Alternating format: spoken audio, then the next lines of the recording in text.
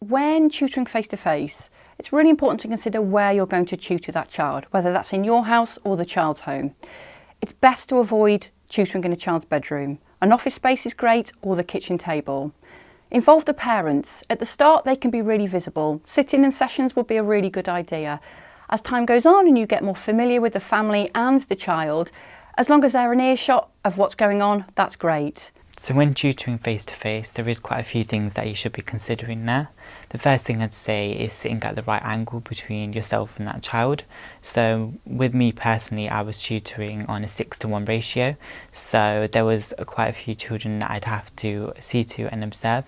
So when kneeling down, for example, and checking that child is getting on with their work, and if they do have any concerns and I need to help them, I would just take the time to remember that I've got to sit at the right angle, not come too close to them, and make sure they feel comfortable in that scenario.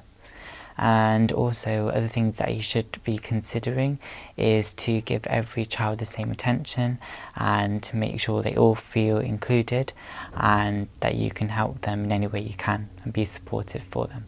Being in the centre, which is where I started working, we'd have session notes that we'd have to complete on that session, how the child got on, to really get that parent and carer to understand where they've improved and what they've done in that session and how they can work forward. Whether you're going to be tutoring in your home or the child's home, it's really important that the children and young people feel safe and able to learn. If you're in your own home, you should think about removing any confidential or personal items so that you can maintain that professional relationship.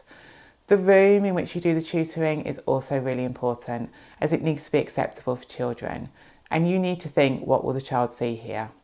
It's also really good practice to have doors and curtains open so that other people can see into the room. Families need to be aware of who else is going to be in your house when you're tutoring at home, and you need to make sure that anyone you live with knows when you're tutoring so that they don't just wander into your session.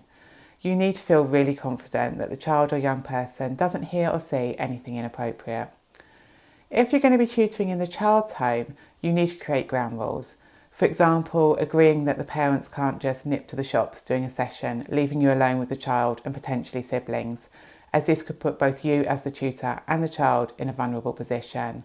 Both parties need to agree on what they're going to expect and what's going to happen during tutor time.